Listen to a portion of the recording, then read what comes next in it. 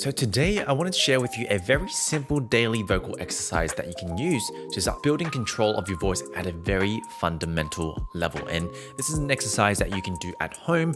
You can even do it in the shower. You can kind of do it wherever you are because it's so simple. Let's dive in. So one area of my voice that I've been playing around with a lot lately is building a bit more finesse in chord closure. For some of us, especially those who are starting off, sometimes we can think of chord closure as either closed or they're open.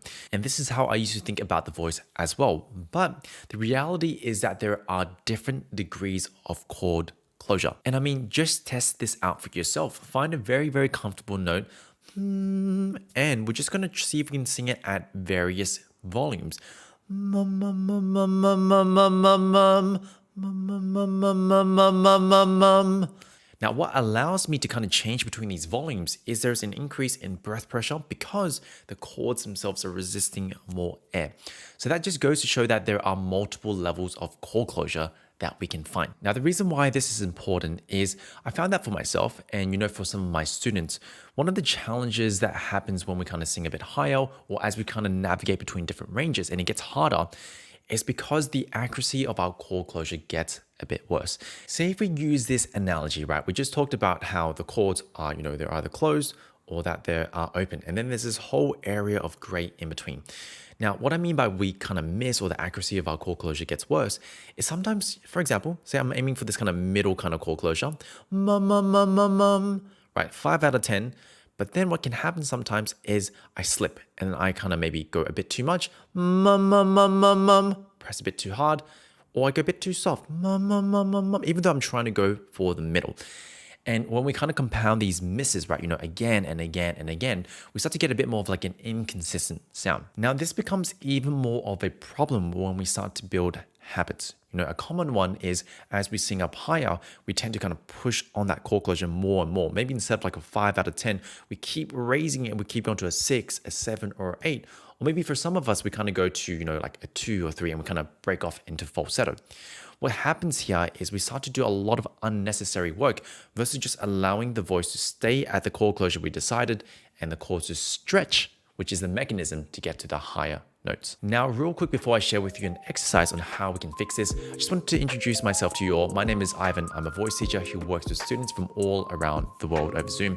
And really on this channel, my goal is to make learning how to sing as simple and as easy as possible. So if that is something that is up your lane, consider subscribing. If you're also looking for ways to improve your voice faster, I've also got some links down in the description, ways to work with me privately and also some self-study courses. Last but not least, if you want to inspire our next episode, drop down into the comments below what you want me to talk about next. Now let's jump back into the exercise. Okay, so I've talked about a couple of things. There is, this continuum of chord closure. It's not just open and close.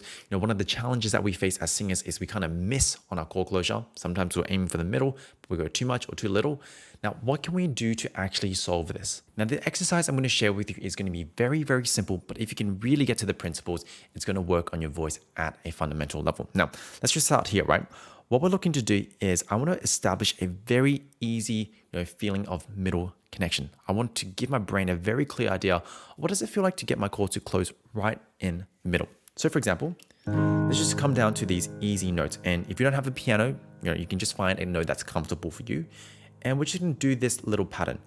And I'm aiming for a very easy kind of medium connection. Now, for me personally, it's just a clean tap that I find around my kind of general speaking kind of volume.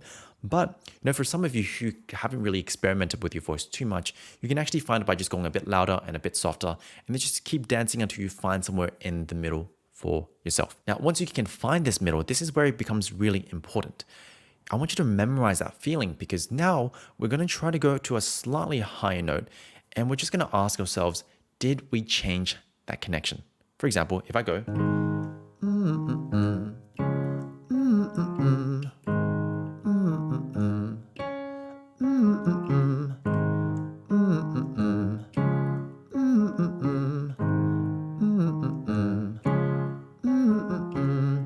as I'm doing that little exercise, all I'm asking myself is, okay, that initial connection I found on the lower note where it was just, a clean tap and it kind of felt like somewhere around that speaking level of pressure, didn't feel hard at all.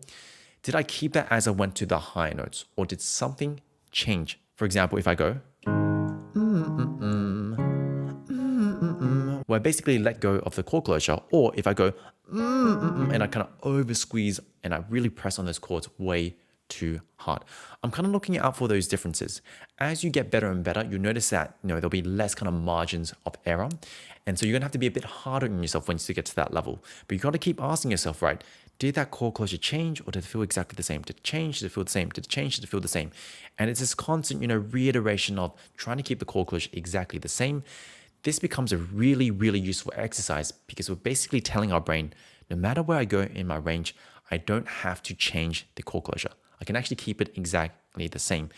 And what this does is it allows for the mechanism, the stretching of the vocal folds allows that mechanism to take over versus trying to press on the chords harder, which is just not a good way of trying to change pitch. Anyway, I hope this episode was useful. If it was, please do all the usual social media stuff. It'll really, really mean the world. If you're on the podcast, leaving a 5-star review also helps promote this podcast even more. And if you're looking to improve your voice and you want to get there a bit faster, links are down in the description once again on how you can get in contact with me. You can work with me privately or also check out one of my self-study programs.